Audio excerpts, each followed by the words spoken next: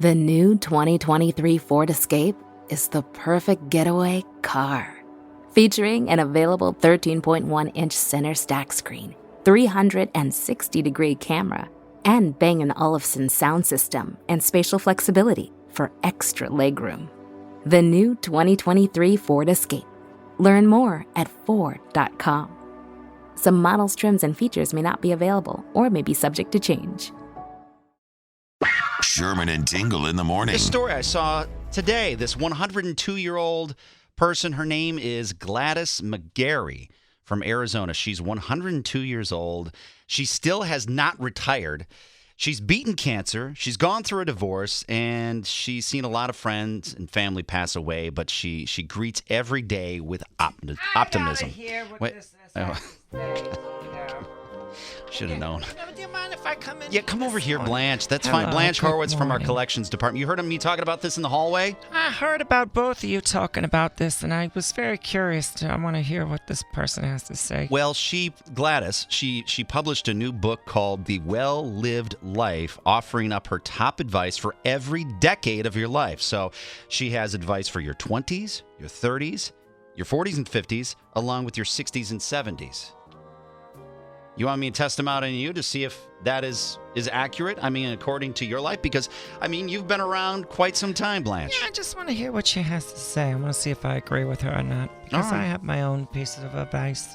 So let's hear what this bird has to say. All right, I have all of that advice. Maybe it will help you stay positive and behave yourself, Blanche. Don't tell me what to do or you'll get cut. Oh, listen, Blanche, you're not in competition with this other 102-year-old woman that wrote this What's book. her name again? Her name is Gladys McGarry. Gladys. That's a name for a prude. We used to make fun of the Gladys. Listen, be nice to her. She's 102 years old. You're not in competition Don't because... act like that's old. She needs to look up to her elders if she's going to talk to me. Okay, well, she just published a new book called The Well-Lived Life. It offered up her top advice for every decade of your life. So your 20s, your 30s, your 40s and 50s, and then your 60s and 70s. I don't know why you're so angry about this, but this is what she said. So if you're in your 20s right now, this is what this 102-year-old woman says. She says about the 20s. Use them to grow up a little, but also find what you're passionate about. Quote, your 20s are a time when you start to get serious. You have to put your energy into where you want to go. It's about finding your juice. She says juice. Finding your juice? She says juice means discovering your purpose in life. Now, do you agree with that, Blanche You Horowitz? find your juice when you're hungover in your 50s. Okay, let's get that straight. No, well, I kind of agree with that, what she says. You try to start to get serious, but at the same time, your 20s are supposed to be silly and fun. And don't be one of those morons who gets in a relationship when you turn 20. You don't even know what you want. You gotta experiment. You gotta find out what you want. Go out on several dates. Have some fun. Don't become an adult at 21 years old. Listen, you got your older years to become an adult. Have fun and be silly and enjoy your life. Okay, well, you didn't sound too upset by that. I mean, sounded similar. I'm That was upset about the juice. the juice. That sounds disgusting. No, I don't think she... Anyway, your 30s. This is what this 102-year-old woman gave as optimism about your 30s. She said, don't get too stuck in your ways. People tend to settle into their habits by their 30s. Or you might feel like you don't have to have things figured out yet.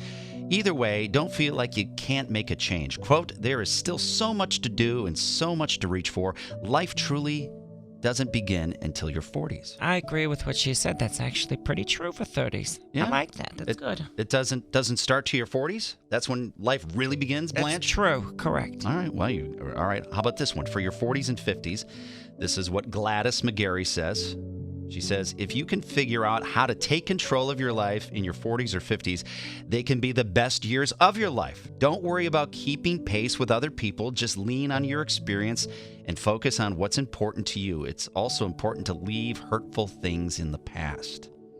Yes, I agree with that one. Don't leave all those hurtful things in the past. You got to be positive at all times.